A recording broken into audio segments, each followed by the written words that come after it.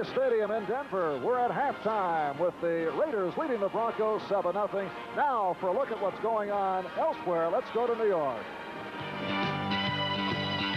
Thank you, Marv Albert. Welcome back to New York for NFL 83. Len Berman, the Raiders leading 7-0. They have now not given up any touchdowns in the first half of any game this year. Their record's intact. Let's check out all the scores and highlights now. Lots going on. First of all, New England upsetting Pittsburgh on Franco Harris Day, 28-23. Franco surpassing O.J. Simpson, becoming the second leading rusher of all time. And here's the play he did it on, a 10-yard scamper. They stopped the game, standing ovation, gave him the game ball, 1,000 more yards, and he'll catch Jimmy Brown. The story of this game, Cliff Stout was tormented by the New England Patriot defense. 5 sacks, 3 interceptions. On this interception by Steve Nelson, Nelson went down on his own without being touched, pitched it up to Clayton Wiseune. The linebacker took it in, and the Patriots had the game tied at that point 7-7. But the Patriot defense took over and really gave Stout a difficult time. In the second quarter, his pass right over the middle. There comes Rick Sanford. Good angle of that one. Another interception. Stout, bad day for him. He was booed. Then in the fourth quarter, Stout trying to rally the team. There's Sanford again with a second interception. Remember, Tony Collins had 212 yards last week for the Patriots. He had just 20 yards today. That's the final. Patriots pull the upset. In the turnover bowl, the Orange Bowl, Miami beat Kansas City. There were 12 turnovers in that game. Dallas with a late safety and a wild one. They beat New Orleans 21-20. They're the only 4-0 team in the NFC. Some fun doings down at Texas Stadium. First of all, a little bit of a milestone for Tony Dorsett as well. He surpassed Leroy Kelly and became the 9th rusher all time. Dallas wins another one, incredible, 21-20. Cincinnati won their first. Tampa Bay drops to 0-4, 23-17 in that one. And with 29 seconds left, Jim Hart hit Roy Green from 26 yards out. St. Louis wins their first over Philadelphia, 14-11. Bill McAtee with more. All right, Lenny. Houston and Buffalo, the Oilers still winless in 1983. They lost this ball game at Rich Stadium by a score of 30-13. Some outstanding individual performances. Eddie Biles has watched his club lose 11 in a row. Joe Ferguson, the first of 2 touchdown passes. This is a 7-yard strike to Jerry Butler. Earl Campbell had a marvelous day. 30 carries, 142 yards. But Joe Cribbs did a little bit better. 22 carries, a personal best of 166 yards. The Bills won it on the second touchdown pass from Joe Ferguson to Frank Lewis. You'll see the play here, and we'll tell you that Dave Kilson, a free agent from Nevada Reno, added a fumble recovery of 87 yards for a touchdown. 30-13 the final there. Detroit and Minnesota. Minnesota is now 3-1 after 4 weeks. 2017 the final. Here is how it ended as Bud Grant looked on from the sideline with his new quarterback, Archie Manning. Manning did not play. Steve Bills went all the way. Randy Holloway bats down an Eric Hipple pass. Charlie Johnson intercepts it, and that sets up the winning field goal from Benny Ricardo. Ricardo now 9 of 9 field goal tries. The Vikings are 3-1 after 4 weeks. Chicago and Baltimore, this game is in overtime. Vince Evans scored on an 8-yard touchdown run to tie it. Raul Allegre missed his first field goal try after a 9-for-9 start. That would have won it for Baltimore. That's some of the scores. All right, thank you, Bill. In baseball, Baltimore has clinched the American League East. The Dodgers lost to the Braves again, so Atlanta's only 3.5 back. And we will continue with our NFL 83 halftime report right after these words from your local station.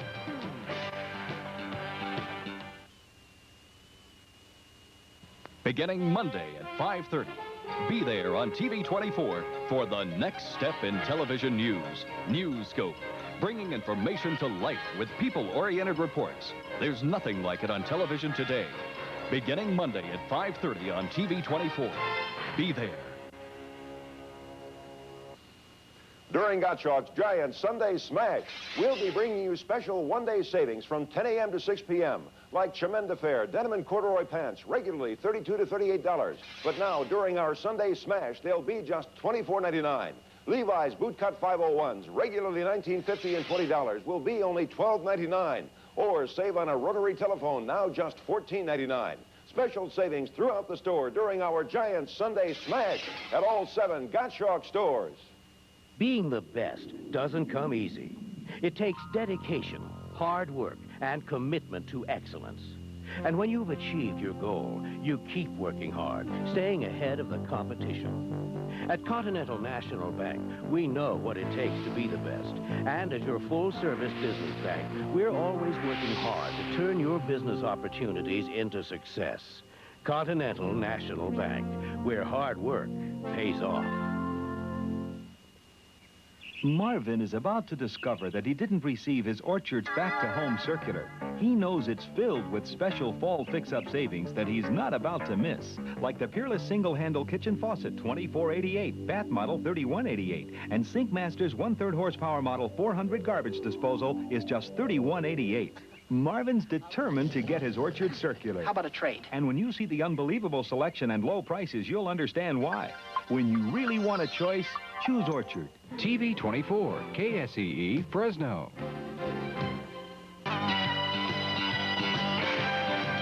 Back in New York, let's take a break from today's activities to look ahead towards next week here on NBC. Among our games, we have 4 interconference matchups. They should be good ones. Here's a preview of next week. A big doubleheader Sunday next week, starting off with our early games. The featured game in Washington. The only undefeated AFC team, the LA Raiders, come to town. They have last year's hottest young runner in Marcus Allen. But it's on defense where the Raiders have really excelled. They lead the league. Can they stop the hottest old runner, John Riggins? Nobody has carried the ball more than he in the league. In our doubleheader games, 2 interconference matchups. Intriguing when San Diego and all that offense comes to New York. The Chargers lead the league in total yards as usual. But next week, they'll run up against the Giants' defense, which has been stingy as usual. They have yet to allow a touchdown on the ground this year. It's offense versus defense next week in the Meadowlands. Should be a good one. Your thoughts on the other games? Sure should be. The other 4 o'clock game, Len, is another interesting offense versus defense matchup because you got New Orleans, a club that is really rebuilding, and a quarterback, Ken Stabler, who is among the best in the league at playing within his limitations. He'll be taking on a defense, the Miami Dolphins, quick and resourceful, who also play within their limitations about as intelligently as a team can. We'll know a lot more whether New Orleans is for real after that game. Pete? Not much intelligence involved in the game I'm looking at. Baltimore and Cincinnati. The Bengals have 2 guys coming back from their 4-game suspensions for cocaine use, Ross Browner and Pete Johnson. The thing to watch will be how much they will be able to help the Bengals. Will anything be able to help the Bengals this year? In the case of Browner, they do expect some help. In the case of Pete Johnson, who often gets out of shape, word is that he may come into camp resembling the Goodyear blimp. Yeah, we've heard that. Okay, thank you, Pete. Ahmad Rashad, your thoughts? Before I get to my game, I'd just like to make a statement about talent. I read so much about talent these days, and you've got to have more than talent to win at this level of football. In the last 2 years, we've had Super Bowl champions that didn't have enough talent to win. San Francisco the year before last was too young and no talent. They won the Super Bowl. Last year, Washington didn't have enough talent. They ended up winning the Super Bowl. So my point is, you've got to have that intangible that goes along with talent that helps you win games. Now, getting to the game, the Raiders and the Redskins defense is picking up just where they left off last year. Joe Theismann in his tailor-made offense is playing extremely well, and he's one of the best at picking apart defenses. And he'll have to be at his best because the LA Raiders are one of the most physical teams in all of football. And they have an offense with Jim Plunkett and Marcus Allen that just seem to keep getting things done. This could be a preview of Super Bowl 18. All right, something to look ahead to next week. Thank you, Ahmad. So that'll do it for now from New York. Our halftime activities will continue in just a minute.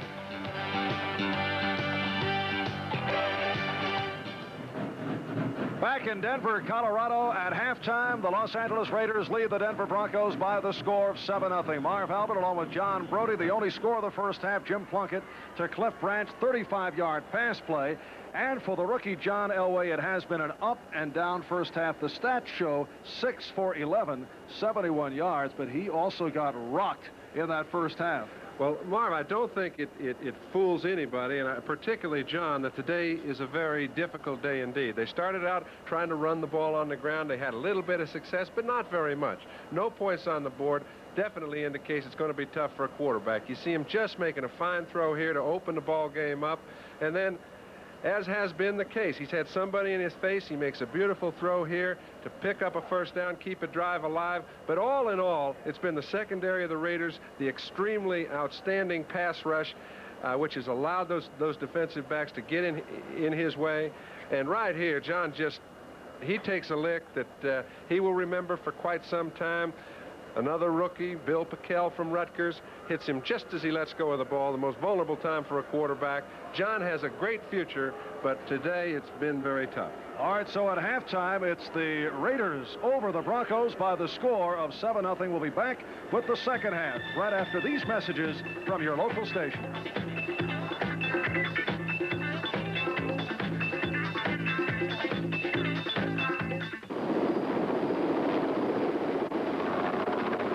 We are an explorer,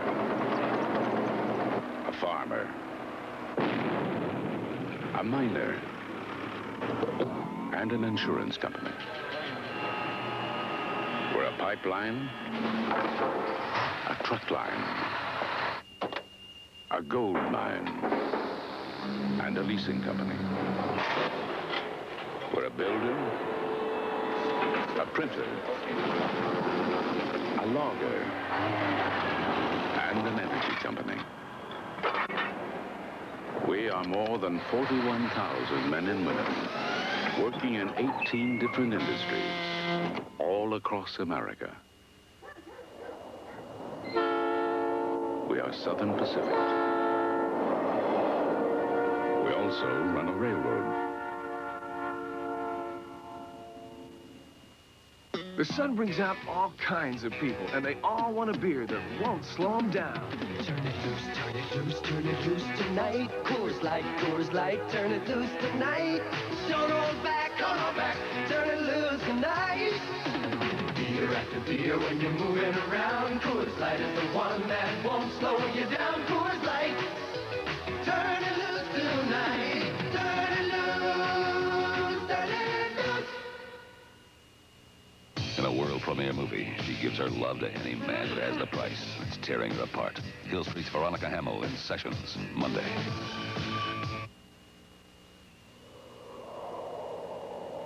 Announcing the great Wells Fargo loan delivery. Money for more people for more reasons than ever before in Wells Fargo history. Money to buy homes or improve them. Money for cars, even money for boats and planes. Wells Fargo is delivering it now with the greatest choice of times and terms and plans we've ever offered. We deliver the money. TV 24, KSEE, Fresno. And back in Denver, Marv Albert with John Brody. Still no word on whether John Elway will be able to start this second half after he took that hard hit from Bill Pickell. I do not think he will be back. I think he's had plenty for the day unless something unusual happens. You're taking a look at Steve DeBerg, even though we haven't had words. It's not too hard to tell. He's warming up like he's going in. And here is an example where statistics do not necessarily tell the story. Nope, neither team has done much offensively. Both teams have played well defensively. It was simply a turnover that put the Raiders in a position to score, and they took advantage of it. They've only been in position once and scored. Denver's had an opportunity 4 or 5 times and couldn't get it in. All right, Chris Bahr getting set to kick off for the Raiders. Zach Thomas and Steve Wilson are the deep men. That's Wilson on the right and Thomas, the rookie, on the left. The Raiders lead at 7-0. Plunkett to Branch. 35-yard pass play, and that has been it.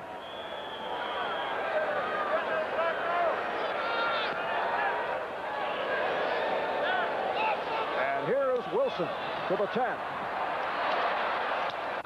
Out near the 20-yard line and hit down by Jack Squirick, backup linebacker. So John Elway remains on the sideline, and Steve DeBerg will start the second half. We're told that Elway suffered a mild concussion. If a concussion can be mild, I guess there are degrees of severity, but any concussion is too severe to be playing. And Steve's in there, and he's a very, very capable quarterback. And again, he's the one that was responsible for their 2 victories. And they line up in the I. Parros in front of Winder. Rick Parros. So Parros to the 26-yard line. Strong safety Mike Davis ran him out. Parros in his 3rd season out of Utah State. Doesn't appear to have the short yardage power. Those are the possessions that the Broncos have had and the distance that they have gone with the ball. They've moved it some in yardage, but when they've had real good position, they didn't get it in the end zone, and that's the name of this game. And they have had good position on several occasions. 2nd down and 4 off the 6-yard pickup. A hard hit. Howie Long. Howie Long with the shot on Sammy Winder.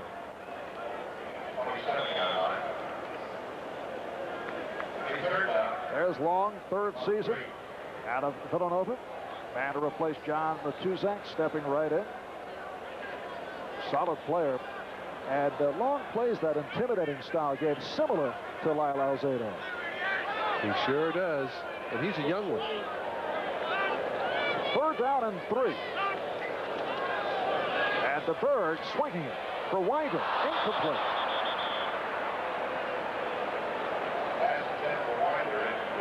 So the punting unit moves on. Taking a look at Winder coming out of the backfield, what you'd like to do is give yourself a little more room. Whenever you turn that way, turn all the way around, your pattern is disjointed. And what he will have to do is run a little bit better route under control, Bowen back, give the quarterback a little bit better angle to hit him. He'd have taken that ball in stride and picked up a 1st down. Pressbridge back at his 12. And here's Pruitt at his 30. Just did get it away and gets the good hang time. Pruitt called for the fair catch. Fair catch by Pruitt at the 39-yard line. So ball is spotted at the 39-yard line. It's a 33-yard punt, but not allowing the run back. And the Raiders take over. 1st and 10 at their 39. That's not up to Luke's standards. And here's a man that looks like he's had about all he's going to have for the day. Somebody mentioned his knee is bothering him, and he will not be playing anymore. He had an active first half. Got into a scrap. Got involved with Keith Bishop in the 1st quarter. Came up with a sack. But the word is he probably will sit out the 2nd half. And Plunkett to put it up. Barnwell. Malcolm Barnwell. 3-year man out of Virginia Union. Stopped by Randy Gradishar. The Raiders throughout the game have averaged under a yard on 1st down, and that's one of the few times that they've thrown the ball on 1st down. They've been trying to control it with the run, and what they've done is made very few 1st downs and no yardage at all on 1st. So 2nd down and 4. Bonnie Chavis is out for the rest of the day now for certain with a groin pull. We mentioned the injury in the 1st half. Marcus Allen, who has been contained thus far. Now let's go back to NFL 83 for an update. Thank you, Marv Albert. Here's the catch of the day.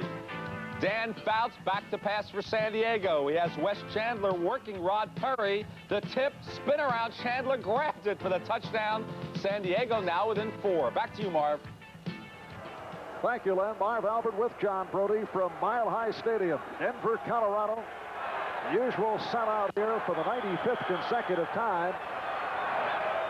And a timeout called by the Raiders. Plunkett had a little confusion, Marv.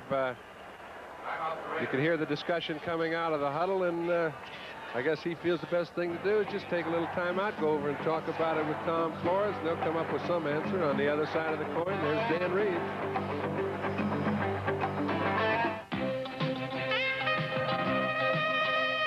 You demand quality and durability. Plymouth builds it in. The 550 Plymouth Reliant K, the highest mileage 6-passenger car in America. Match it, and the lowest price. Match it, Celebrity. 4-door, 2-door, even a wagon. Match it, Tempo. The 550 Plymouth Reliant K, backed with a 5-year or 50,000-mile protection plan. Match it if you can.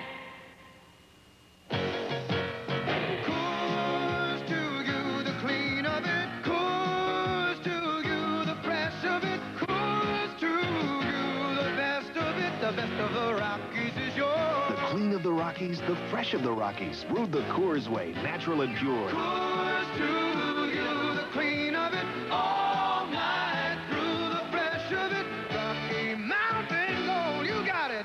The best of the Rockies is yours. So the Raiders have talked it over. And here they come to the line following the timeout. A 3rd down and 2. Crowd urging on the defensive unit, which is now hard hit by injury with Barney Chavis out. Ulan Jones out of action along with Bob Swetson.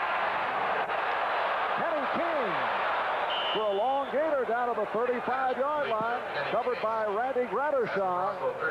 Another update is upcoming now from NFL 83. Let's go back to our studios in New York. All right, Marvin, Baltimore in overtime. Raul Allegre from 33 yards away hits it, redeems himself for an earlier miss. The Colts, who were winless last year, are now 2-2. Back to you, Marv. All right, Len, 18-yard pass play by the Raiders. 1st down at the Denver 35-yard line. And here's King. Big hole. Kenny King to the 1st down marker. Tripped up by Steve Foley, the free safety. Marv, it happens so often after you've thrown the ball on 1st down, then you get a 1st down. Coming back, the linebackers are generally just a little less able to have the certainty to fill those holes. King found one of the few holes that has been there today, picked up what appears to be a 1st down. We've got a man on the field in a orange and white jersey, and it doesn't look good. Don Latimer shaken up. And you notice that Denver is wearing the white rather than the orange at home. They will do so until late October, as you see Latimer heading back to the sideline. Dan Reeves feels the white uniforms reflect heat and will keep the players cooler in the warm weather. He feels that the white jersey can make a difference of some 10 to 15 degrees in temperature. Well, I'm glad it's not superstition, because I never really bought that, because sometimes you just have to wear the other jersey. If the other team knows it, they're going to insist on it every opportunity they get. Well, supposedly dark colors attract heat. It has not affected the Raiders at all. 2nd and 1. It was just short of the 1st down. And Plunkett has picked it up. Grattershon on the stop of Allen.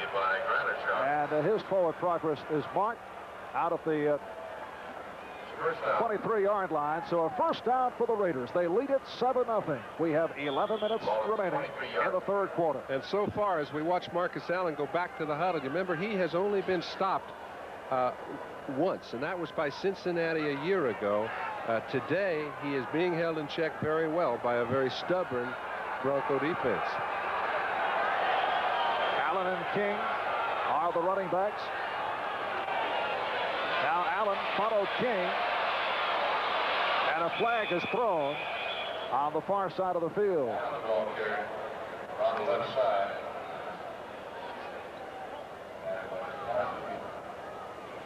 How would you assess the officiating style of this man, Dick Jorgensen, who's calling the offside? A very consistent official. I think that, and the coaches do look at this, Marv. You know, when they offside, nose guard, defense, decline, 2nd down.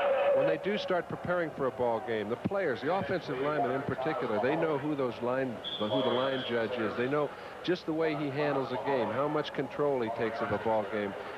When you see certain players, and we saw early when the Raiders in Cincinnati played, we saw Ben Dright, the official. He's a very take-charge person, and I think they assign officials because of those qualities. Well, we saw Dright lash out at a couple of players. 2nd and 1 for Allen. And again, a penalty marker down as Marcus did pick up the 1st down. And again, the offside against the Broncos.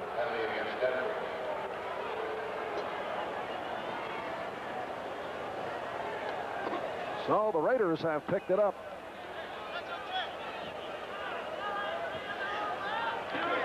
Encroachment, number 65, defense, 1st down.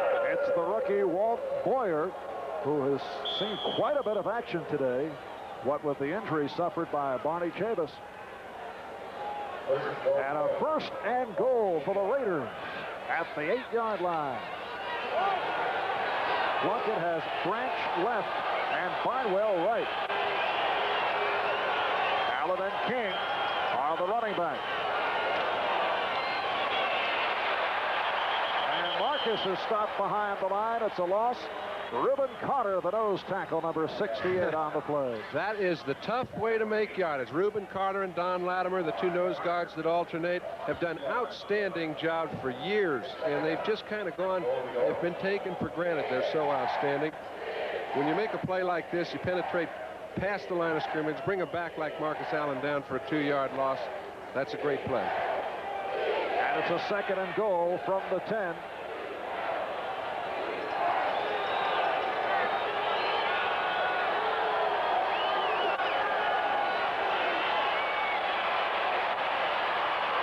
Broken up by Dennis Smith, stepping in front of Marcus Allen. I'll tell you what, if Dennis Smith, he'd love to have another try at that. He might pick it off on the dead run and go about 90 yards for a score. He was in a good position to make the play. The ball was actually thrown a little bit with a little less on it than you would assume. Here's Jim kind of double pumped it out there. If Smith had one more shot at it, if he picked it off, he was gone. Dennis Smith, the man who took over for a Denver great, Bill Thompson. And Dennis, a star on the rise in his 3rd season out of University of Southern Cal. 3rd and goal from the 10. Frank Hawkins now at running back alongside Marcus Allen.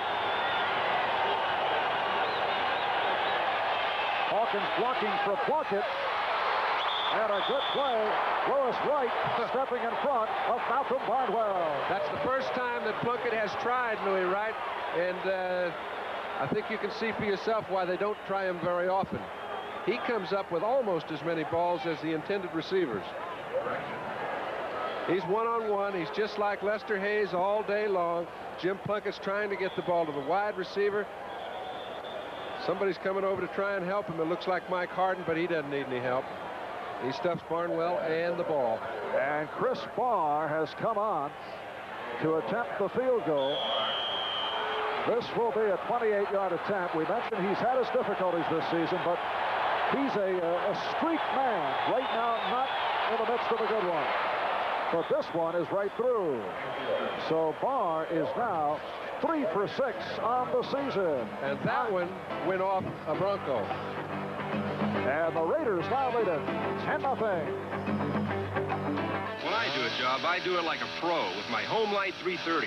Kickback is eliminated thanks to the advanced Raker 3 chain and safety tip device. And vibration isolation helps tame its big 3.3 cubic inch engine.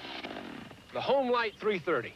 It's not only nice to have around the house, it's the only way to build one.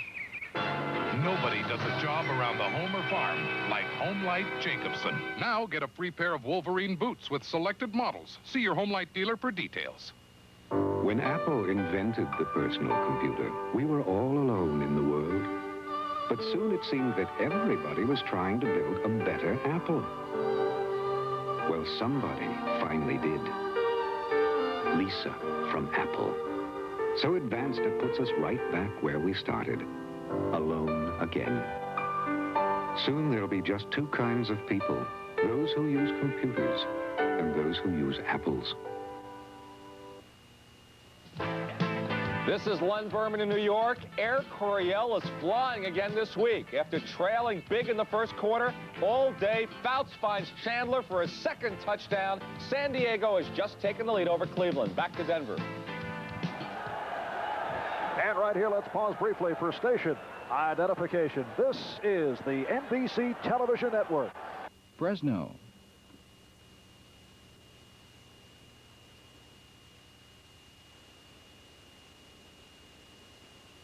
See if he puts this one out of the end zone. And Zach Thomas once again staying right there.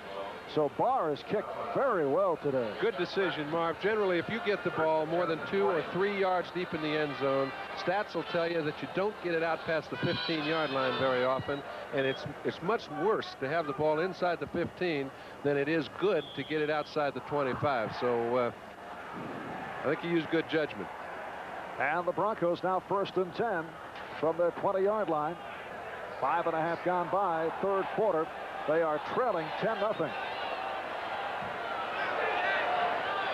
Karlis and Winder are the running backs. Steve DeBerg, who came on for John Elway, who got rocked in the second quarter. This is Winder. Beautiful run for the first down. And more. Van McElroy on the tackle.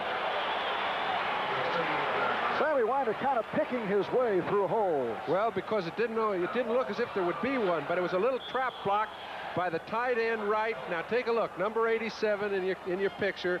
He had to wait for Wright to get by him, get on the middle linebacker, and when he did so, a hole created for him, and he picked up a nice gain. Now, that was just an outstanding tight end play right there. 18 yards on the play, and it's a first down at the 39-yard line. That's Poole in motion. And DeBerg throws the middle. Penalty marker down on the reception by Watson. But a flag down in the Denver backfield and a holding call against Denver. Very well thrown ball nonetheless. DeBerg put it over the top of the linebackers, came softly into the only hole available. Watson got down low and picked it up for reception. When it's going bad, sometimes it just is hard to stop the train.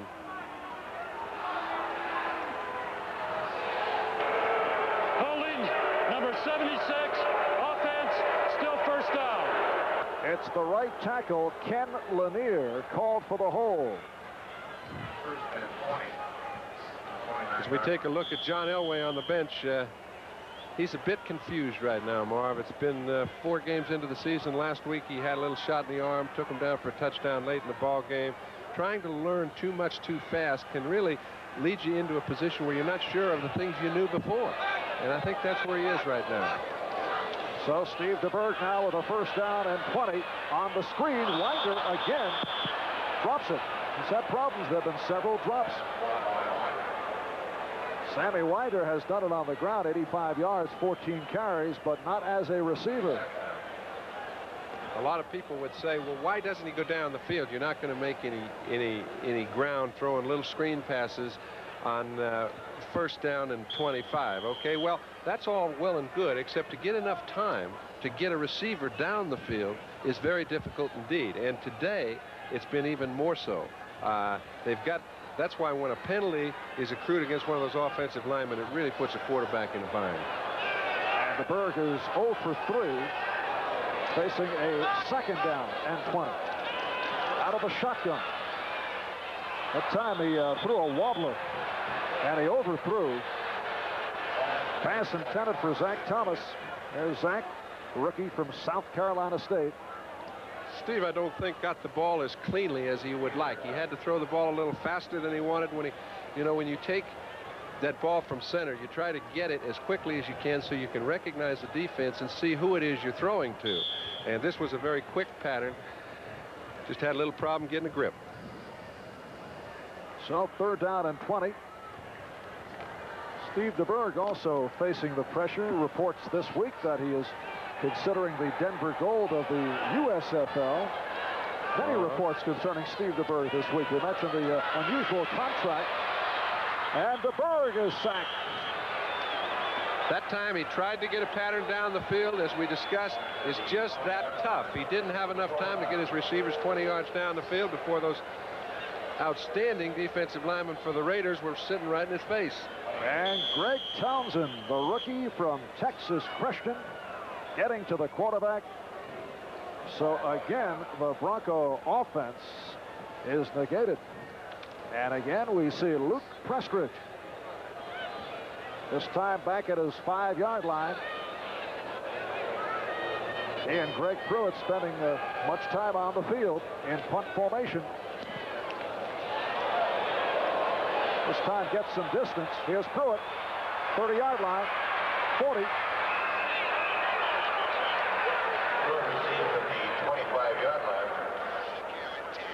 So the Raiders will take over. It's a 55-yard punt, 17-yard return. Raiders will have the football, leading 10-0.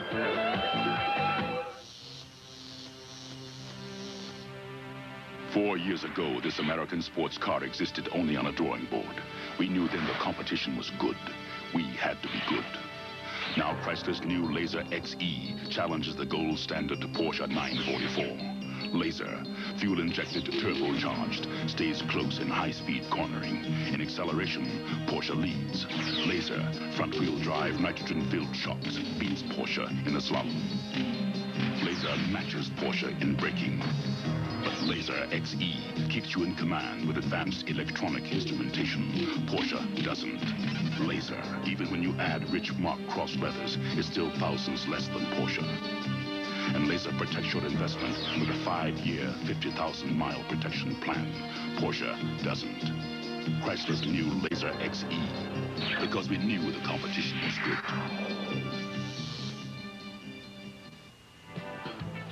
Bad news for New York Jet fans. Last year's leading NFL rusher, Freeman McNeil, is out 6 to 8 weeks. He dislocated his shoulder today.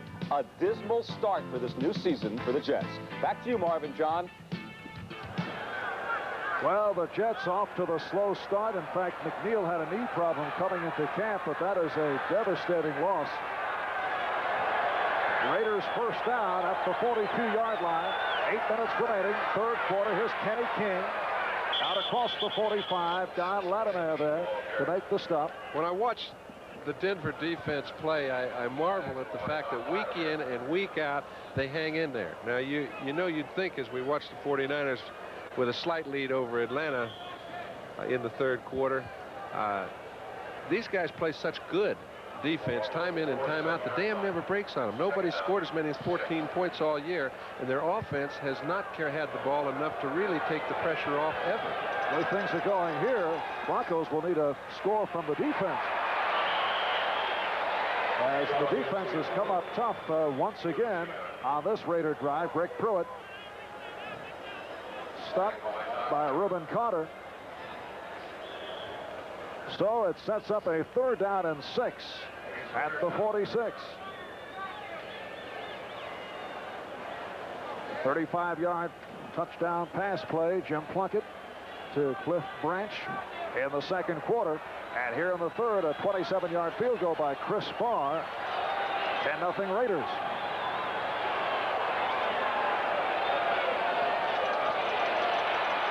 Big rush on Plunkett.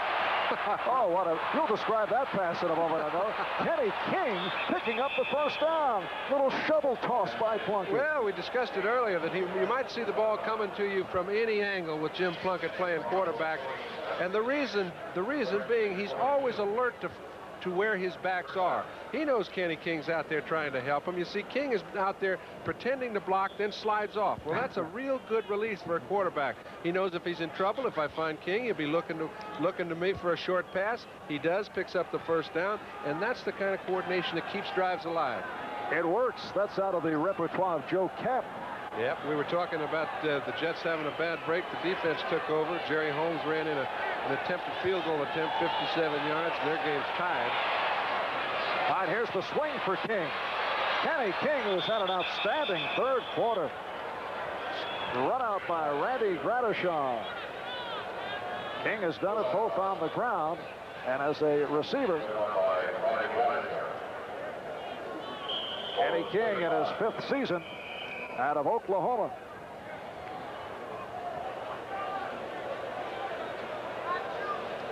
Tom Flores prefers, having been a quarterback, he prefers to have his quarterback call his own plays, you know, as opposed to Dan Reeves' structure. As we watch Don Latimer trying to come back on the field, play some defense, and we'll be right back. It's easy to forget Valvoline was the first to show you how to save money by changing your own oil. And it's easy to forget Valvoline was the first to put 12 quarts in a handy carry-out case. And it's easy to forget Valvoline is the choice of leading race drivers the world over. Yep, it's easy to forget all this about Valvoline, as long as you remember Valvoline is everything you need in a motor oil.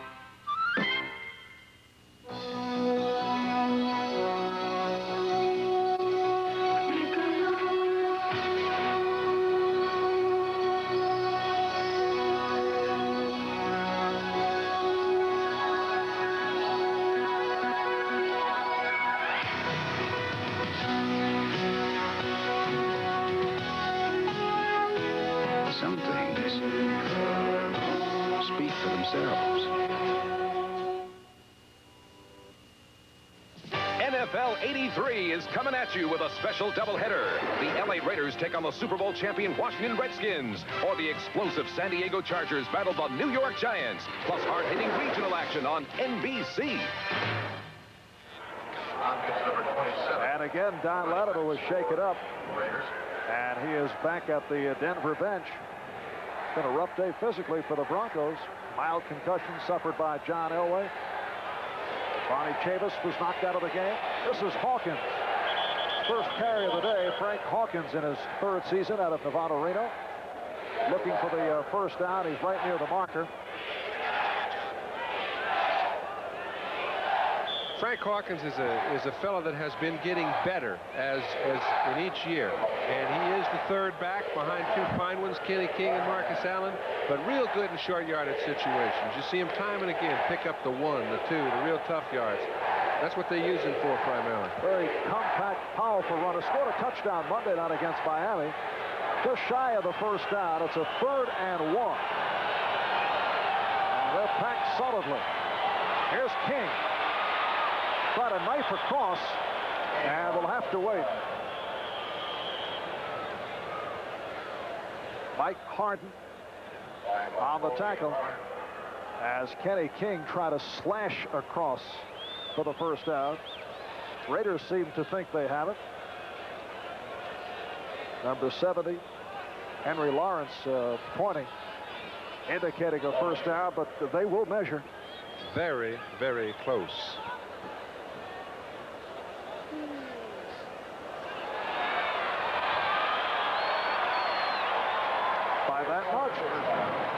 About 6 or 7 inches. It'll be interesting to see whether the Raiders want to have a go at it on 4th down, keep their drive alive. It's a little far to be kicking a field goal.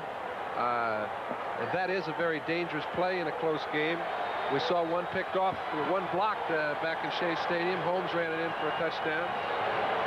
I think if I'm Tom Flores right now, I have a go at it on 4th down. Try to keep the drive alive and put points on the board. And the Raiders have had success in this situation. Jim Plunkett hanging in there, so they will go for it. 5.5 remaining, 3rd quarter. And Tom Flores and his Raiders looking to make it a record of 4-0. They lead 10-0. He always has the look of a guy that knows something I don't.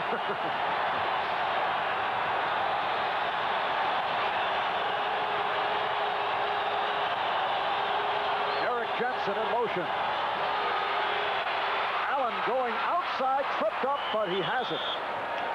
Marcus Allen maintaining the balance just long enough to pick up the first down. Marcus Allen fell.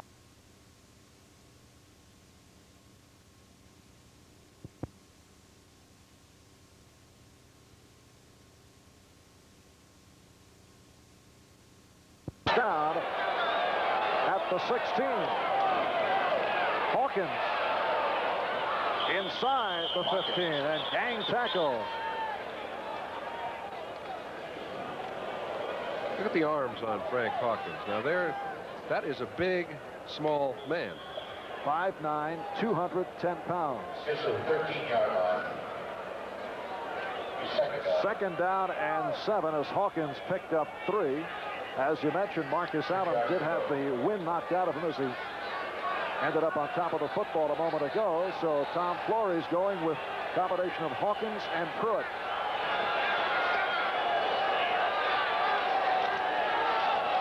This is Pruitt. So the short pickup by Greg Pruitt. He is averaging just under 8 yards per carry.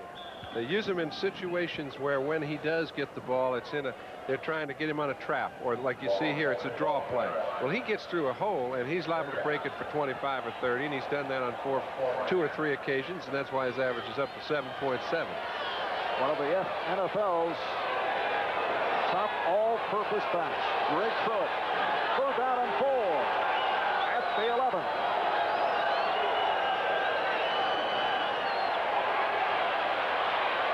He's got Pruitt, but not able to hang on. Pruitt running the post pattern, and he split the secondary. covered by Roger Jackson and Dennis Smith. Very congested in there, Marv, but Jim threw the ball the only place it could be received easily. Now, he's got Pruitt one-on-one. When you get a man one-on-one right over the middle, it's the easiest throw in the game. He throws it right down there low. Pruitt will handle 4 or 5, about 99 out of 100 of those, but that's the third time today he's had trouble catching the football. So here is Chris Bahr, who hit earlier from 27. This one from 29.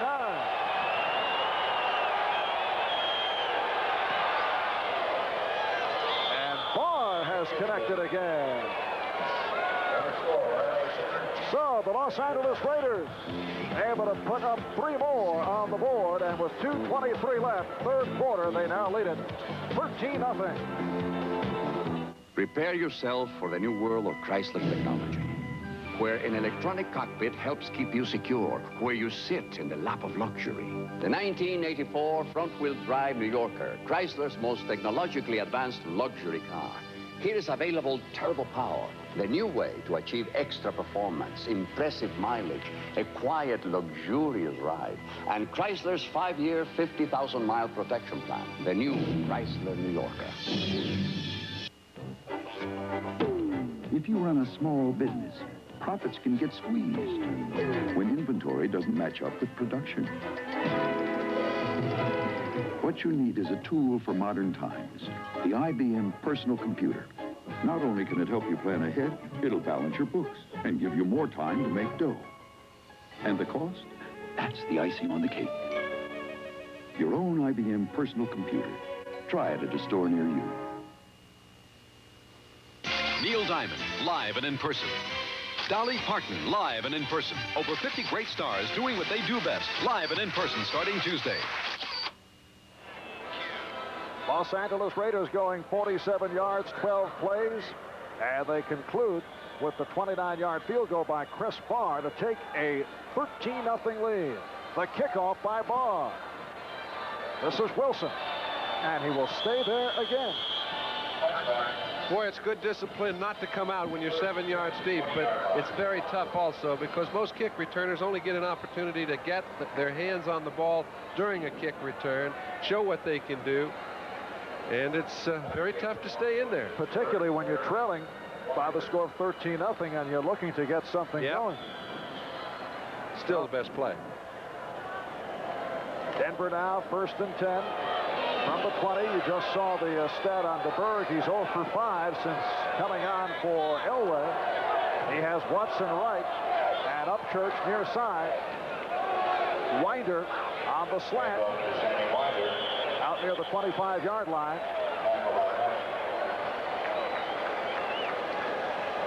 Bob Nelson, inside linebacker on the right, making the stop.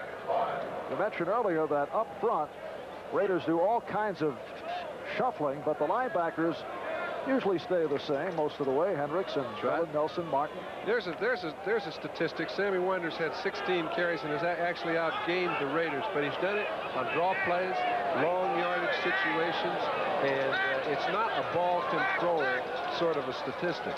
2nd down 5, and DeBerg looking for Upchurch, overthrows.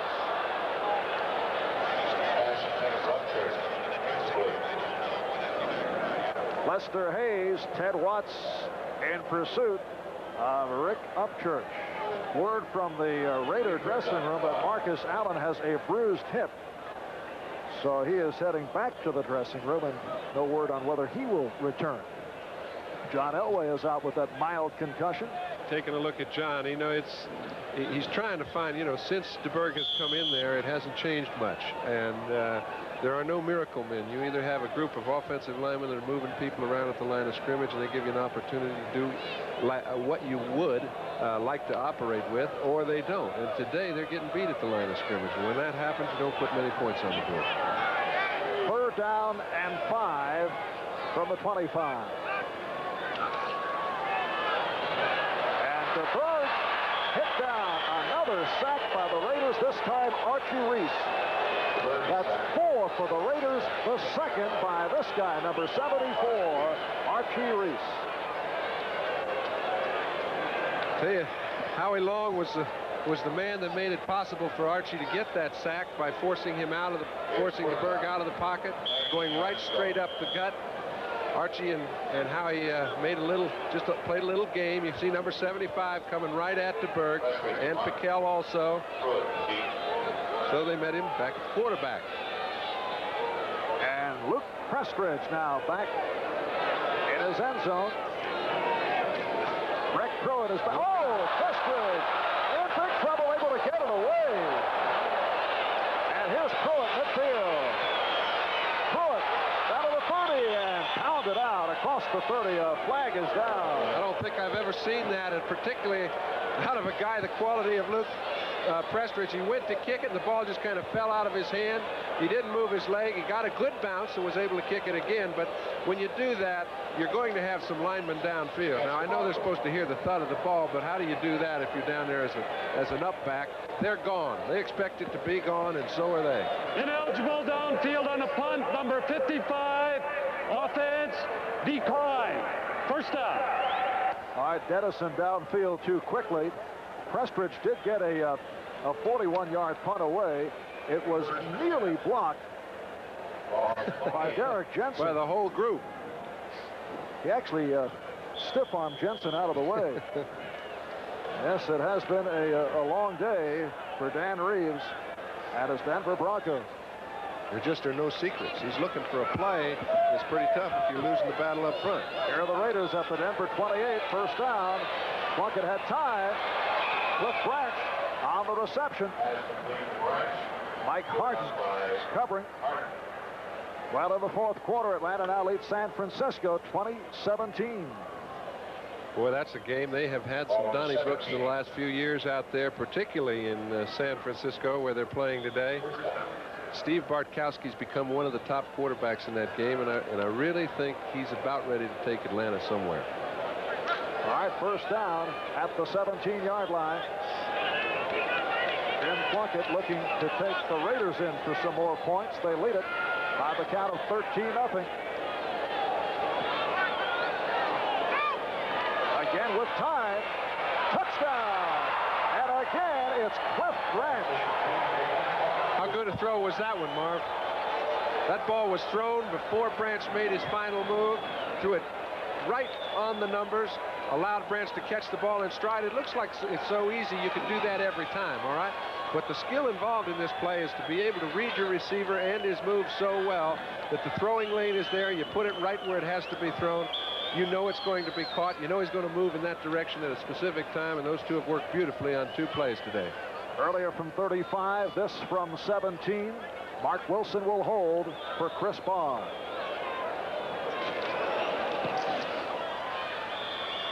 And the Los Angeles Raiders looking very powerful. Some thought they might have a letdown coming off the short work week, coming off Monday night. Not the case here today. They lead it by the score of 20-0. A lot of people mentioned, you know, it's time for a letdown, and I think that had something to do with the fact that the Raiders were only favored by 3.5 or 4. But I do think that the Raiders have a group of people, and their coaching staff is such that they're not going to let them have. They're going to stay up. They know what it's like to be on top. They've worked real hard to get there. And I'd say if there is one group that consistently plays at the top of their ability, I'd say the Raiders do. Looking to make it 4-0 to remain as the only unbeaten team in the AFC, only Dallas unbeaten in the NFC, as Cowboys had a tough one, but able to beat New Orleans earlier today. 44 seconds remaining third quarter. The kickoff by Bahr. And let's see if Wilson, yes, able to run this one out. Steve Wilson out near the 15. Well, next Sunday, starting at 12:30 Eastern Daylight Time, NFL 83 will start the day with a visit with the Raiders' sensational running back Marcus Allen. And then doubleheader action. Most of you will see Marcus Allen's LA Raiders in the nation's capital against John Riggins and the Washington Redskins. That should be a terrific game. Other games include Seattle, Cleveland, Houston at Pittsburgh, Denver at Chicago, Baltimore at Cincinnati, plus two good late ones, Miami at New Orleans, and the San Diego Chargers at the Meadowlands taking on the Giants. Check your local listings for the games and times in your area. Looked like the Raiders had a hustle to get 11 men on the field. Well, they had a couple men short. It's one thing to have 10. They had 8. And wisely calling for time. I don't think Tom Flores is that confident. No, and this is a very dangerous place to be if you get a little complacent, because there's still a little bit over a quarter to play. You know, it doesn't take long to score 2 touchdowns. Now, obviously, the Broncos are in a position where they've got to fire it around the infield no matter. I mean, all the game plan is out the door. They've got a little over 15 minutes to score 3 touchdowns, and they're going to throw an awful lot of stuff at the wall right now and hope some of it sticks. Raiders have been an injury-free club through the first 4 games of the season as we check the scoreboard. Rams now in front of the Jets out of Chase 17-14. However, today Lyle Alzado knocked out of the ball game. Did not look to be a serious injury. It didn't. He was walking around, Marv, and also Marcus Allen went in the locker room to see what's wrong with him. Allen injuring his hip. So they have been free of injury. Here's Sammy Winder to the 20-yard line. Bill Piquel on the stop and a penalty marker down. Number 1 draft pick, offensive lineman Don Mosbar, kept that back operation a secret before draft day. He underwent surgery, but he is back with the club. Saw some duty on special teams last week. And talking to Sam Bogosian, the offensive line coach, he mentioned that Mosbar is a player. And they've had a chance to see him in practice. He hasn't been activated, but he can play. Yeah, he is on the roster, though. Yeah, well, he is now. Excuse me. And we have not seen Shelby Jordan, who is working his way into shape, so it's a pretty fair depth on that roster. Number 54, offense, still first down. The hold on the left guard, Keith Bishop. And even when Shelby Jordan does work himself into shape, the Raiders organization is not one to make substitution readily. I think as long as Bruce Davis is doing the job and as long as the offense is moving the ball, you'll see the same group of people day in and day out. All right, it is a first and about 17 back at the 8. Here's DeBerg. He has Watson right at the first down marker. So Steve Watson on the completion. And that is making yardage the tough way. And we're winding down. 17-yard completion, Marv. Steps back, quick pass in between 4 defenders. All of them take a shot and miss him. Looks like he's got about a foot to go for a first. So the first completion on the day by Steve DeBerg. And at the end of the 3rd quarter, it's the Raiders 20, Broncos nothing. We'll be back after these messages from your local station. Tuesday, Mr. T's cooking. After the A-team dishes out a main course of heavy metal, what's for dessert? I'll come back and feed you your socks. Then Laura tempts Steel by moving in with Remington Steel. But where will she sleep? In my bed. On the couch. Pajamas optional. Tuesday. Be there. If you want higher interest, there's one place that's cracked right through the short-term CD interest ceiling. Central Savings. It's the bird! It's the bird! It's Superman! Kids with asthma don't have to sit out the good times. Now there's a fun self-help kit full of games and puzzles from the American Lung Association. Every Super Stuff kit comes with information that helps kids and parents learn about asthma. Follow your doctor's orders and get some coaching from Super Stuff. Contact your American Lung Association. Revenge of the Ninja, starring martial arts master Sho Kosugi and his son Kane Kosugi, 6-year-old world karate champion. Revenge of the Ninja. The great martial arts explosion of the 80s comes to America with full force. Revenge of the Ninja, rated R. Starts Friday at Regency, UA Movie, and Woodward Park. TV 24, KSEE, Fresno. Game is brought to you by Chrysler Plymouth. Quality products from the new Chrysler technology. By the U.S. Army, a place to be all you can be. and by the twin action Norelco Rototrack Razor. Marv Albert with John Brody from Denver, Colorado. Beautiful day. Temperature high 70s, low 80s right throughout. And it has been a beautiful day for the Los Angeles Raiders, who have enjoyed their visit. They lead it 20-0. Second down and 1 for DeBerg from the Denver 25-yard line. Play action. And DeBerg able to complete again. Rick Upchurch stopped by Van McElroy. A good call. Marv, second and 1. There's no automatic play action pass. Throw the ball down because you have it down to waste. That isn't the reason. Right now it looks as if it's a run pass situation. He can get his blocks on those defensive linemen. They got good blocks. It allowed Upchurch to get in between the secondary. When you have that sort of time, you can fire the ball in between those defenses. But when he hasn't had it very often. 15 yards on the play. DeBerg is now 2 for 8, 32 yards. Sammy Winder could not quite make the turn, and again a penalty marker down. Mike Davis, the strong safety, cutting Winder off.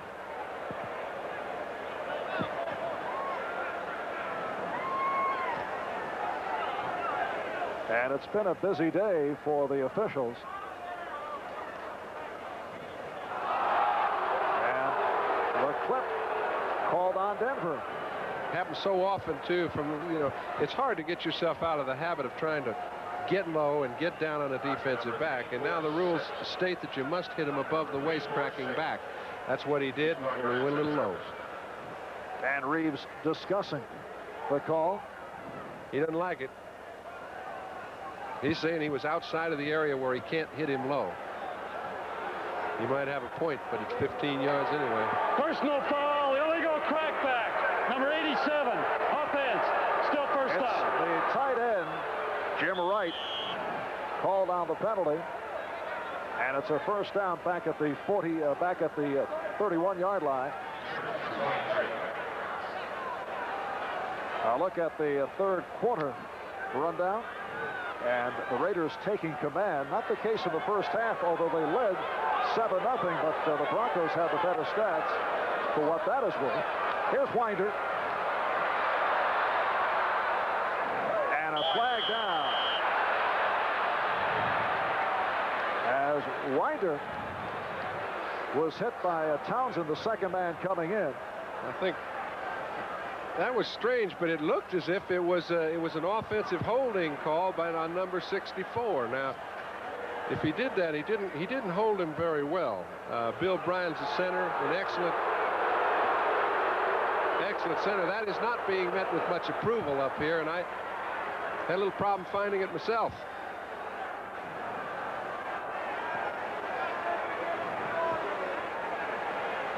So they'll mark it off again against Denver. Illegal use of the hands, number 54, offense, still first down. Now they say Keith Bishop, the left guard. So it's back to a first down and 25, back at the 29. Okay, let's see if we can find him. Here he is. He's up in he's the furthest Bronco downfield. Do you see anything? I don't. Number 54, Keith Bishop, called on the penalty, and first and long for DeBerg. And the fumble recovered by the Raiders. Howie Long on the recovery.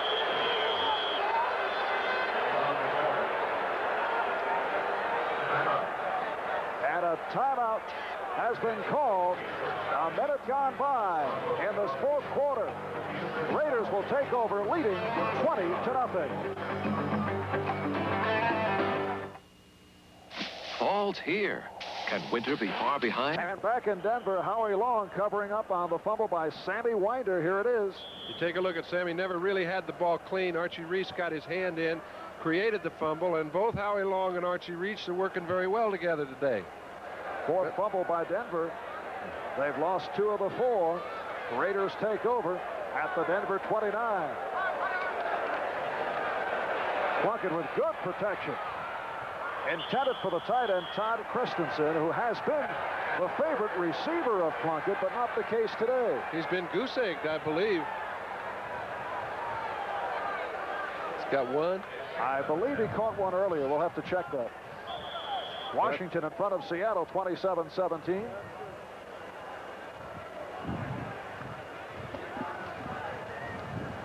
Second and 10 from the 29. Yeah, Christensen caught one right at the start of the game for 4 yards. That's been it. And here's Greg Pruitt heading to the 28-yard line. Short pickup stopped by a combination of Jim Ryan and Dennis Smith. It'll be a 3rd down and 9. Minute and a half gone by, 4th quarter. Raiders have taken over. 35-yard touchdown of Cliff Branch in the 2nd quarter. In the 3rd, 2 field goals. Chris Bahr from 27 and then 29, and Plunkett to Branch on a 17-yard pass play. I think going in, Dan Reeves figured that he'd need to get some turnovers. They haven't been able to get them today. But this time the Broncos getting to the quarterback, led by Dennis Smith. 3rd sack of the day, so Smith on the blitz. Put those safety blitzes in. If he doesn't keep a back in to pick one up, it's tough on the quarterback. Plunkett getting back there. You can see from the outside, number 49. Cornerbacks, they throw everybody in on those safety blitzes. And Ray Guy back at midfield. Mike Harden is the deep man. Let's see, Denver going with a 9-man rush. They have Smith and Harden back. And Guy pops it. So they'll bring it out to the 20-yard line. A 35-yard punt by Guy with 12 and a half left in this 4th quarter. We'll be back in a moment. John Brody, Denver, Colorado. The Denver offense has been invisible. They're down 20-0, 1st and 10 from the 20. What does Steve DeBerg do? Well, the obvious statement is he finds a 21-point play, but I don't think they have one. It's like if you're not winning at the line of scrimmage, and we've mentioned it how many times today, what you can do to get back in the ball game is limited. He's going to have to try and get the ball off anyway, but it'll be tough.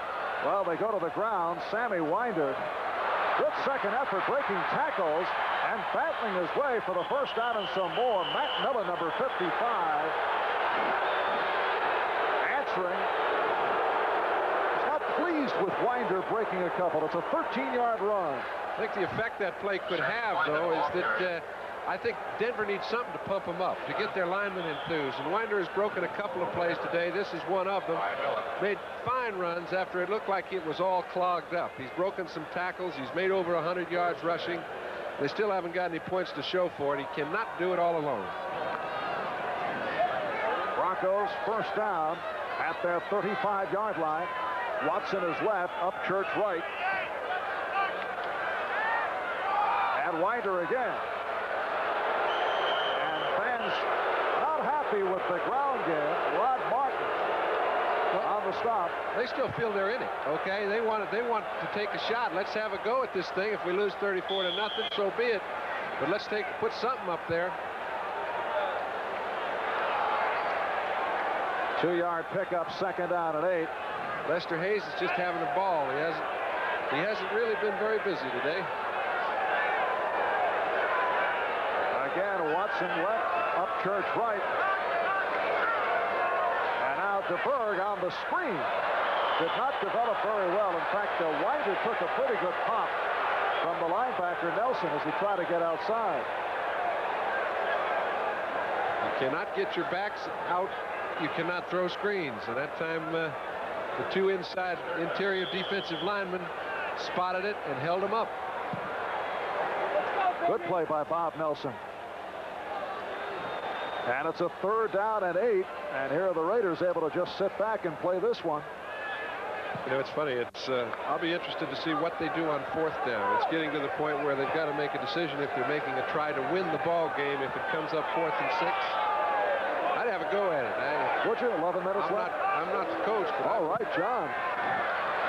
And here's DeBerg, and he completes for the first down to Steve Watson. So we will not get a chance to see if Reeves would gamble. Ted Watts on the tackle. That was a real nice throw by DeBerg. He held it as long as he could to allow Watson to get into the secondary and run his pattern. He threw the ball just before he made his final move and right where it had to be thrown. 15-yard pickup. DeBerg is now 3 for 10, 51 yards. Came on for John Elway. Those of you may just joined us. Elway forced to leave after taking a hard hit from the rookie Bill Pickell. Look out. A hard hit that time.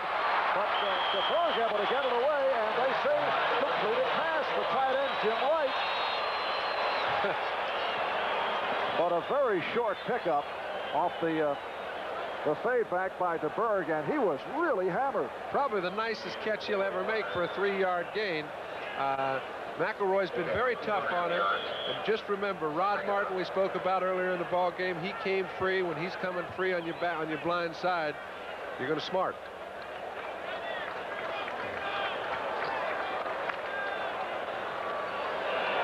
So a second, about 7.5 out of the 45-yard line. Rod Egloff now at tight end, replacing Jim Wright. Watson in motion. Short setup. Upton for the first down. And Rick refusing to go down. Ted Watts on the tackle. Beautiful throw, Mark. Now for a look at what is going on elsewhere, let's go back to NFL 83. Over Baltimore clinching today. They'll go against the White Sox, but the National League East and West still uncertain. 18-yard pass play, and it's a first down for Denver at the Raider 27. Again, the short set. Rick Karlis. First and goal for the Broncos, and Steve DeBerg very successful with that short setup.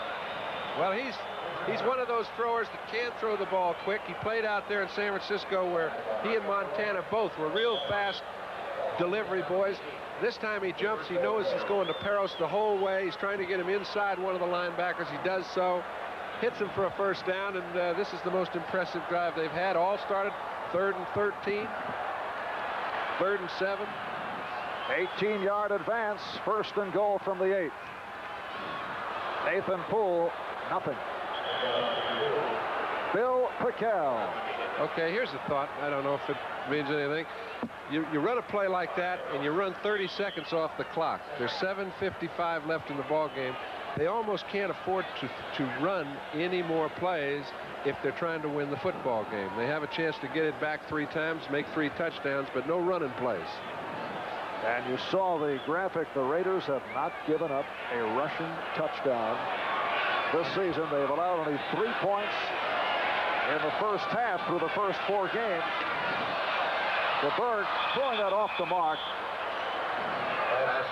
Wobbler intended for the tight end Egloff, and McElroy covering on the play. Well, Mike Davis was on a safety blitz. He came late. Steve was fortunate to pick him up and see him out of the corner of his eye. Had to throw it a little before he wanted. You know, the points that the Raiders have given up, and they've given up only 30, have come late. 21 points allowed in the 4th quarter. You saw Monday night the 2 touchdowns, meaningless scores by Miami in the 4th quarter. So their defense is even tougher than the statistics show. Let's remember, this one isn't meaningless. There's a lot of time left. 3rd and goal. That was deflected, intended for Winder. Greg Townsend getting excited over the play. He got a piece of it. Actually, Greg Townsend is about as athletic a defensive end as you're going to find.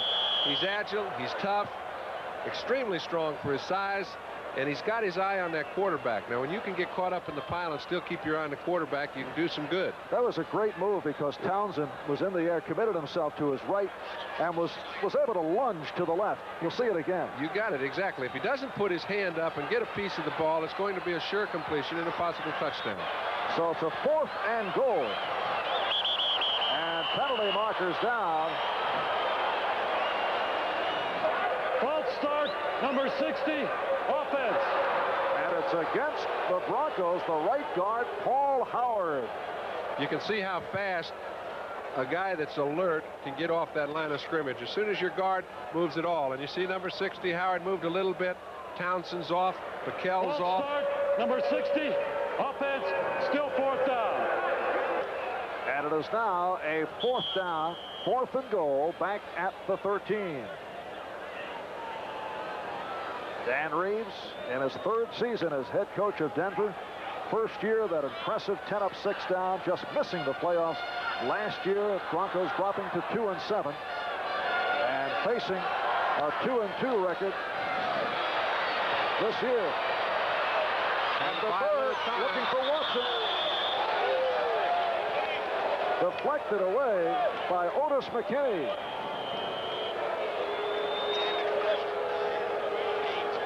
So the Bronco drive has been stopped with 7:15 left in this 4th quarter.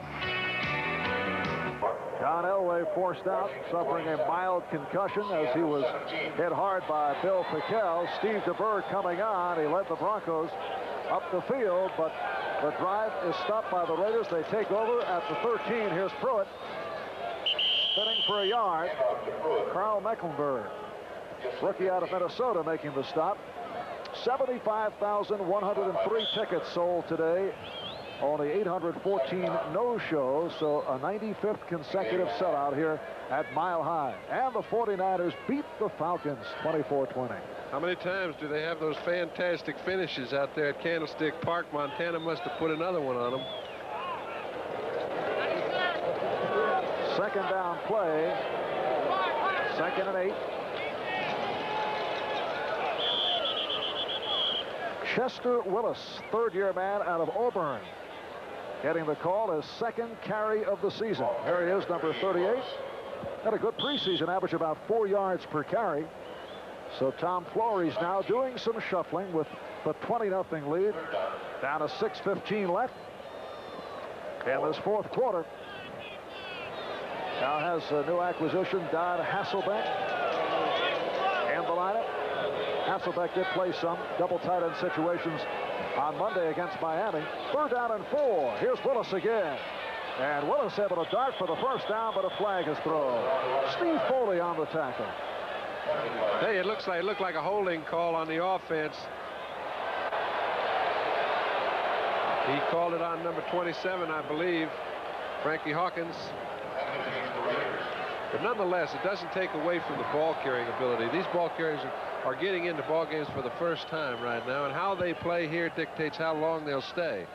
The Raiders have depth, but all their people are healthy, so the subs don't get much of a play. Illegal use of the hands, number 27, offense, Hawkins still 3rd down. Trying to help his running mate Willis.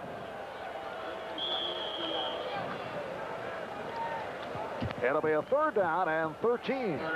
Frank Hawkins and Chester Willis in the backfield. Marcus Allen injured his hip, so has not seen much action in the 2nd half. And Willis on the fumble, recovered by Plunkett. That took a Raider hop. When it's bouncing right, it's bouncing right. Plunkett just happened to be there. Those are the kind of plays that when things are going well for you, you make a great play defensively, you create a turnover, you score a touchdown, you get everybody enthusiastic, and you go in, score 2 more, and win a game you have no business winning. But when it's going bad, you make a great play, and it goes right to the quarterback, and he kneels down, and they punt it out. Nice high hopper. That was a bouncer to short that Plunkett was able to come up with. And here's Ray Guy, as deep as he can go in his end zone. That's Zach Thomas at midfield. 5:10 left in the 4th quarter. Raiders taking their time. Just did beat the 30-second clock. Thomas misjudged, and the fair catch at the 39-yard line. So just under 5 minutes remaining. 4th quarter. 56-yard punt by Guy. The Raiders with a 20-0 lead on the Broncos. Filing out from Mile High Stadium.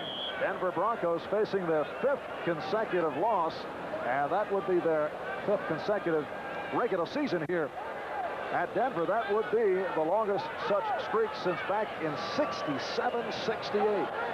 Hey, they've had a lot of success up here, and their fans have supported them throughout the whole up and down tenure of the Bronx. First down for DeBerg. Beautiful effort. And it's ruled a completed pass by Watson, wrestling with Hayes. Not way open, but a beautiful catch. That's how tough it's been when they do make those, the long gainers. All right, DeBerg goes back. He does have time to throw. He's getting a little help from his halfbacks, kept both backs in. Got time to throw. Watson comes up with a fine catch. 10-yard pass play. So first down at midfield.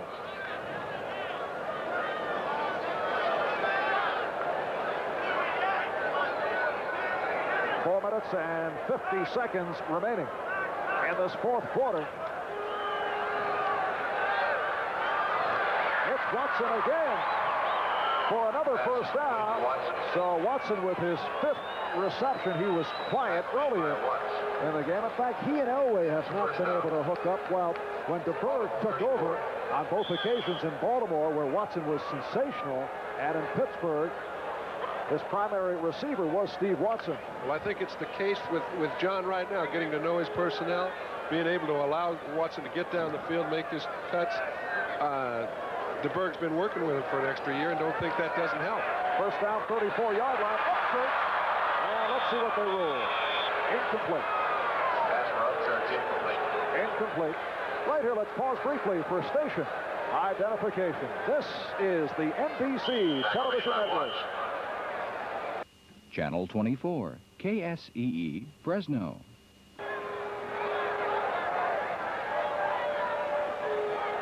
Talking with DeBerg earlier, Marv, he mentioned that he said, if we get enough time, I really think that we can find some area in their seams. They play a lot of man-to-man defense. As we look at what's the other cornerback being attended to, he said, but I think there are some holes. It's getting enough time to operate in them that's tough, and you've seen it today. Well, tonight on NBC, how dangerous is the food you eat? First camera uncovers a deadly pesticide that's in everything from bread to baby food. This and more on First Camera, and at 8 o'clock, join hosts Joan Rivers and Eddie Murphy for all the glamour and excitement of the 35th Annual Emmy Awards. That's live tonight right here on NBC. Ted Watts being helped off. Ted, the right cornerback, coming off. Solid game against Miami on Monday. Taking a look at the dejection on the face of Bryson Manor. It's no fun going out there and playing as well as their defense has played and coming off with the losses they've experienced. Set to resume, 2nd and 10 at the Raider 34.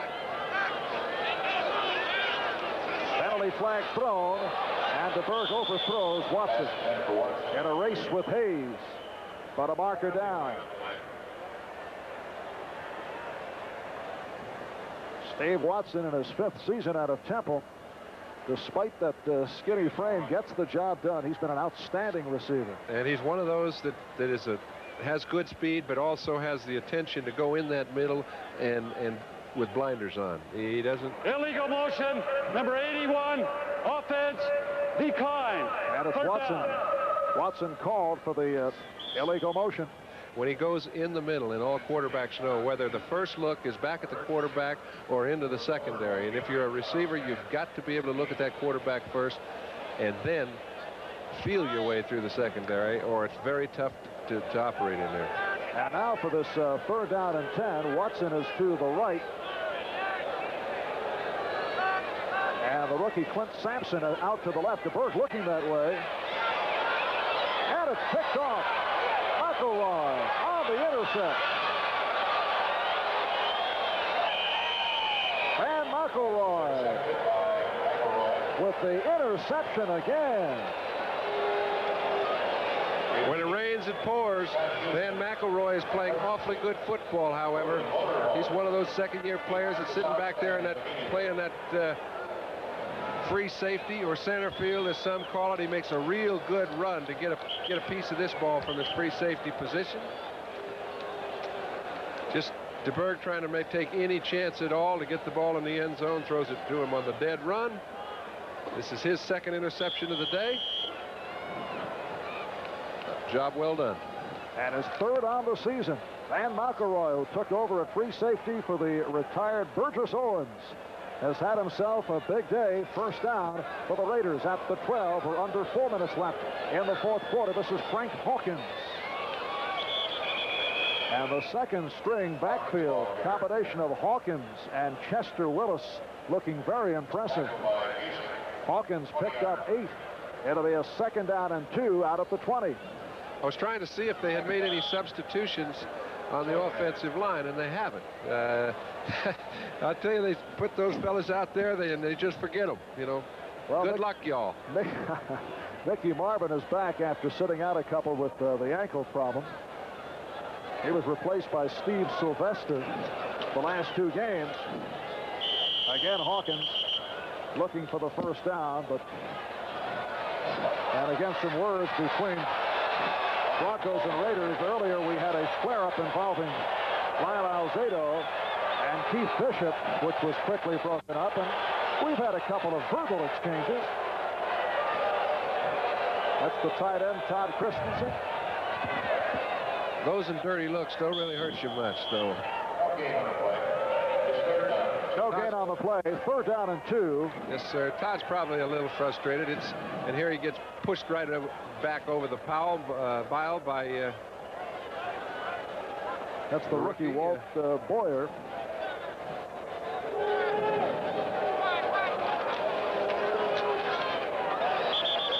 Driving move by Willis, looking for the first down. We'll have to see where they mark it. Also a fumble on the play, but see if the whistle's blew. Raiders pointing left and Broncos pointing right. That's the look of a guy that wonders what's going on. He's generally had things in control when he's in between those yard stripes. All right, the end result of that last play, it was not a fumble. The whistle had blown, and the ball is spotted short of the first down. So fourth down play coming up, and again, the punting unit with Ray Guy dropping back.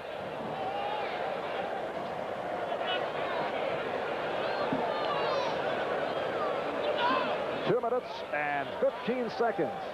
Sometimes you see a guy, the look on a fella,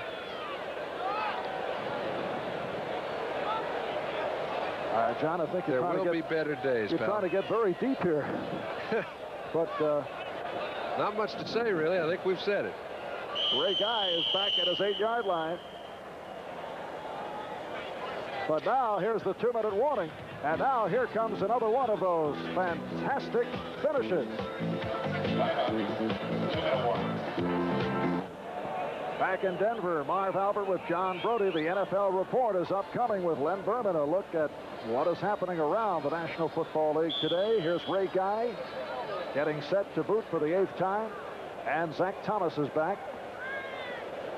Guy averaging 47 yards and has had a good day. Luke Prestridge has punted 8 times.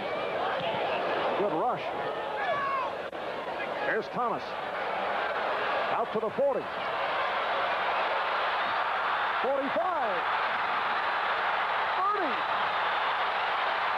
Zach Thomas all the way.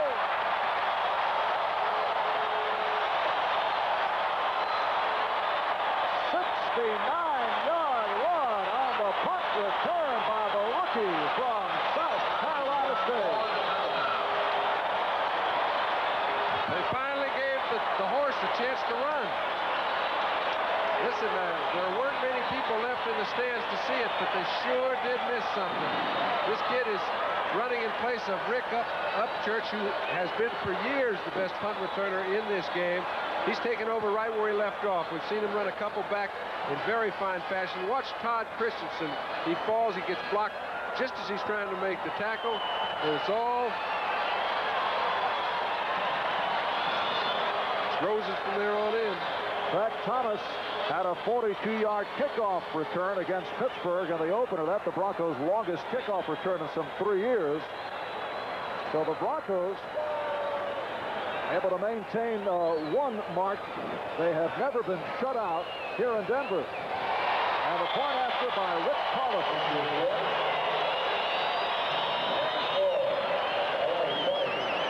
Zach Thomas providing some late excitement to get the Broncos on the board. Well, this is just an individual run. Beautiful play. Gets out of Jeff Barnes' grasp. You can see Todd Christensen trying to come over and help out. But I'll tell you what, he ran right into Darren Cameo, and it was a rough landing for Todd. What this provides from the Raider point of view, going into the final 2 minutes, Tom Flores and his staff look at the films of this one. Very little to critique from a negative fashion. Now they can yell at the special teams. Well, you know, Charlie Sumner mentioned, he said he had a lot to say to the group on defense. He said when you're playing at a level like this, and he said you don't find a group that can play at this level very often. And when you find one, don't let yourself down, fellas, because we happen to have a group that not only plays well together and is close, but once you drop a level, it's very hard to retain it. Now, they have played 4 games in a row at a peak level. So the onside by Karlis, and covered up at midfield by the Raiders. With 1:41 remaining 4th quarter, Raiders now lead it by the score of 20-7. Otis McKinney on the cover-up by Los Angeles. The executive producer of NBC Sports is Michael Weissman. The coordinating producer of NBC's NFL football is Ted Nathanson. The telecast of today's game produced by Ralph Abrahams, directed by Andy Rosenberg, technical director Ray Figelski, associate director Ray Benassi, and our associate producer Michael Hadley.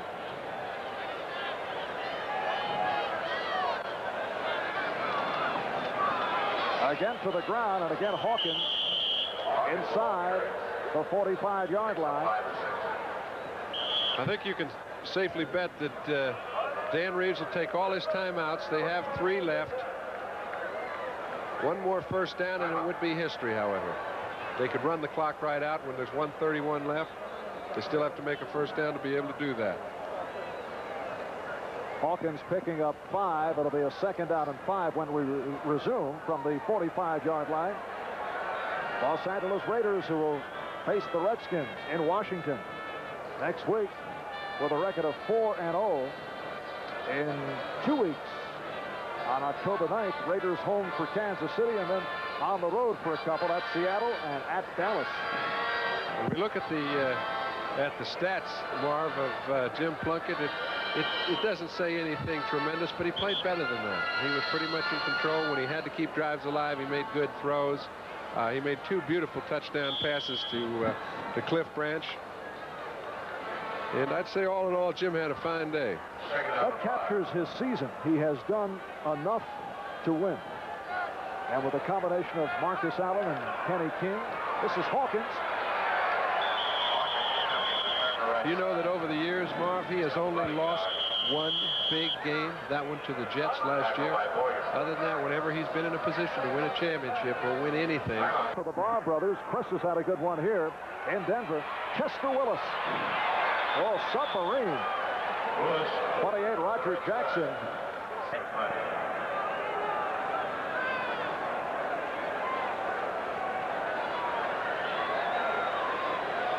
All right, here is Ray Guy on 4th down, 9th punt of the day. Keeping it away from Zach Thomas. Out of bounds at the 6. So Denver taking over back at their 6. Guy, Patriots have turned it around. Darn right. They're a good football team that hadn't played well, but you know is dangerous. Look out. Safety. Steve DeBerg. Hit for the safety. Greg Townsend leading the charge. He looks like he's just having so much fun out there. I wonder if he comes from TCU, which is not renowned for its football team, okay? And I'm sure he had his share of losses over the years. But since joining the Raiders, he has added a new dimension to their defensive line. He gets around so fast. Paul Howard trying to help out the tackle. Couldn't get there in time. Townsend racks up 2. Townsend, who racked up 6 against the Dolphins on Monday with that 66-yard run on the Raiders, will make it 4-0. Opening up this 83 season in very impressive fashion. Broncos dropped to 2 up and 2 down, won their first 2, beating Pittsburgh, and Baltimore lost to Philadelphia here last Sunday. And the victory by the Raiders, that will wrap it. Clock running down now. We're down to 5 seconds. The Los Angeles Raiders, with that outstanding defense, doing it again, defeating the Denver Broncos by the score of 22-7. Marv Albert and John Brody in Denver. Again, the final, Raiders 22, Broncos 7. After these words, we'll go to NFL 83.